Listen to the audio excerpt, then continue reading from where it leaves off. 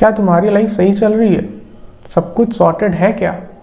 I am sure नहीं होगी, क्योंकि भगवान कहते हैं कि ये संसार दुखालय भी है और अशाश्वतम भी है। दुखालय मतलब जो दुख से भरा हुआ है, सुख तो तुम्हें यहाँ पे मिल ही नहीं पाएगा। एक्चुअली लोग एब्सेंस ऑफ दुख को सुख समझते हैं। मुझे भूख नहीं लगी है, मेरे पास पेट भरने के लिए खाना है तो मैं सुखी हूँ। मुझे गर्मी नहीं लग रही है, मेरे घर में एसी है तो मैं सुखी हूँ। इसको सुखी होना नहीं कहते हैं, इसको दुख का ना होना कहते हैं। जैसे तुम लोगों ने हो सकता है पढ़ा होगा अपने साइंस में, डिजीज़ फ्री और हेल्दी दोनों सेम चीज़ नहीं होता है। अगर तुम्हें बीमारियां नहीं है तो तुम्हें हम लोग स्वस्थ नहीं बोल सकते हैं। वैसे ही अगर तुम्हें दुख नहीं है तो हम लोग तुम्हें सुखी नहीं बोल सकते हैं। तो इसी प्रॉब्लम को सॉल्व करता है मोक्ष। मोक्ष आखिर में है क्या? और इससे भी इम्पोर्टेंट सवाल है कि ये तुम्हें बेनिफिट्स कैसे दे सकता है, इससे तुम्हारा क्या फ़ायदा है। मोक्ष का मतलब होता है जन्म मृत्यु के साइकिल से बाहर निकलना। मतलब अब ना तुम्हें जन्म लेना पड़ेगा और ना मरना पड़ेगा। तो इससे क्या होगा? जन्म लेने के समय और मरने के समय बहुत ज़्यादा दर्द होता है। कैसे? जब तुम मरते हो तो तुम्हारे शरीर के अंदर से तुम्हारी जीवात्मा बाहर निकलती है। आत्मा अलग होती है, जीवात्मा अलग होती है। तो आत्मा, उसमें थोड़े और पार्ट्स अगर हम लोग एक्यूमुलेट कर लें तो जीवात्मा बनती है, जिसको नरकदूत अपने यम पास से निकालते हैं। लेकिन जीवात्मा अपनी बॉडी से बाहर निकलना नहीं चाहती है, जिसकी वजह से उसे मरने के समय बहुत ज़्यादा दुख होता है, बहुत ज़्यादा दर्द और पीड़ा सहनी पड़ती है। अब कितना दर्द सहना पड़ेगा, ये अलग अलग केसेस में अलग अलग होता है, क्योंकि ये 3 चीज़ों पर डिपेंड करता है। पहला है एज, दूसरा है पुण्य और तीसरी है आसक्ति। एज आपकी जितनी ज़्यादा होगी, आपकी बॉडी के ऑर्गन्स काम करना उतना कम कर देंगे।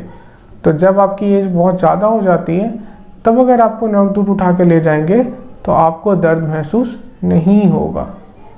या अगर आपने लाइफ में बहुत ज़्यादा पुण्य किए हैं तो भी अगर आपको नरकदूत उठा कर ले जाएंगे तो आपको दर्द महसूस नहीं होगा। लेकिन अगर आपकी लाइफ में बहुत ज़्यादा आसक्ति है, अटैचमेंट है, आप बहुत ज़्यादा प्रेम करते हैं अपने परिवार के लोगों को, इस केस में आपको बहुत ज़्यादा दर्द होने वाला है अगर आपको नरकदूत बाहर ले जाएंगे। तो एज ज़्यादा हो तो बेटर है, आसक्ति कम हो तो बेटर है, और पुण्य ज़्यादा हो तो बेटर है। जन्म लेने में भी कुछ खासा सुख नहीं है।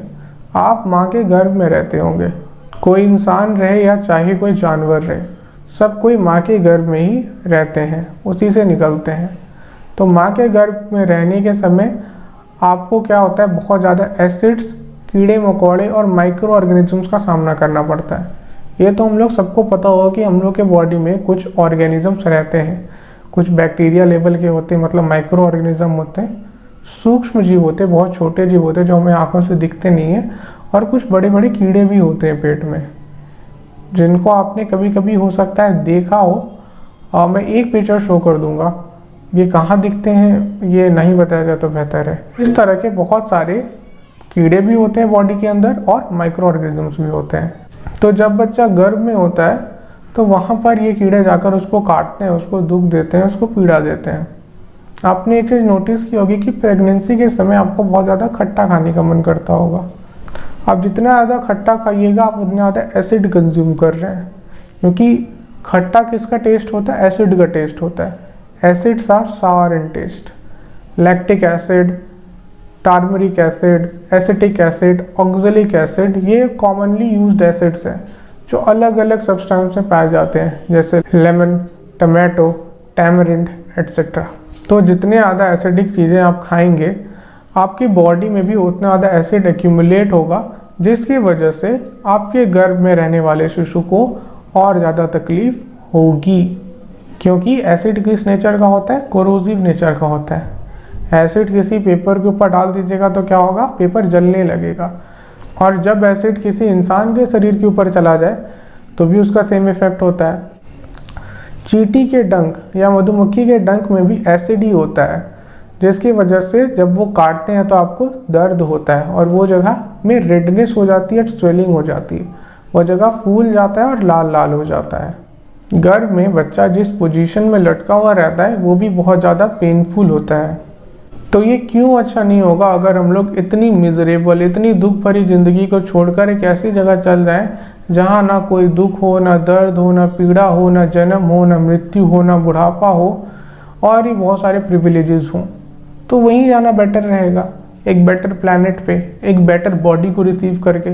ये जो तुम अपने शरीर देख रही हो, तुम्हारा शरीर है नहीं, ये तुम नहीं हो, ये तो सिर्फ एक शरीर है, सिर्फ एक कपड़ा है जिसके अंदर तुम हो। तुमने तो एक्चुअली अपने आप को कभी देखा ही नहीं है, ना तुमने दूसरे किसी को देखा है, क्योंकि तुम तो असल में एक जीवात्मा हो। ऐसी एक जगह एग्जिस्ट करती है जिसको वैकुंठ कहते हैं। अब वैकुंठ में भी बहुत सारे अलग अलग तरह के वैकुंठ आते हैं, अलग अलग तरह के प्लैनेट्स आते हैं, और वैकुंठ क्या होता है, उसमें क्या क्या प्रिविलेजेस होते हैं, उसके लिए एक अलग वीडियो बनाएंगे।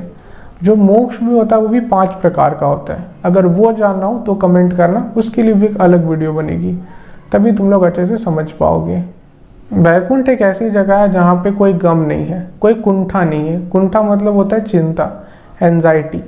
तो वैकुंठ जिसमें कोई कुंठा नहीं है, जिसमें कोई दुख नहीं है, जिसमें कोई चिंता नहीं है, वही तुम्हारा वैकुंठ हो गया। इसीलिए मोक्ष पाना इंसान के लाइफ का अल्टीमेट गोल है, और यही चीज़ हमारे शास्त्रों में भी लिखी हुई है। सारे सात्विक पुराणों में तुम्हें यह मिल जाएगा, और साथ ही साथ वेदों में भी तुम्हें यह मिल जाएगा।